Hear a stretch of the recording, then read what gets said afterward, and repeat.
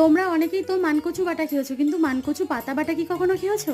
আজ আমি বানাবো মানকচু পাতা বাটা, যেটা খেতে ভীষণই টেস্টি হয়। বাগান থেকে আমি মানকচুর কচি কচি পাতা তুলে এনেছি। তারপর পাতার যে মাঝখানের ডাঁটি থাকে, ডাঁটিগুলোকে বাদ দিয়ে পাতাগুলোকে নিয়ে ছোট ছোট করে কুচিয়ে নিয়েছি। তারপর পাতাগুলোকে ধুয়ে জলের মধ্যে দিয়ে একটু ভাপ দিয়ে নিচ্ছি। 2 থেকে 3 মিনিট ভাপ দিয়ে নিয়ে জল ঝরিয়ে নিয়ে একটা মিক্সিং জারের মধ্যে পেস্ট করে নিয়েছি। এবার কড়াইয়ের মধ্যে সর্ষের তেল, শুকনো লঙ্কা, পেঁয়াজ কুচি আর গ্রেট করা রসুন দিয়ে খুব ভালো করে নেড়েচেড়ে ভেজে নেব। পেঁয়াজ রসুন ভাজা ভাজা হয়ে কালারটা চেঞ্জ হয়ে আসলে এই সময় বাটা পাতাটাকে দিয়ে দেব।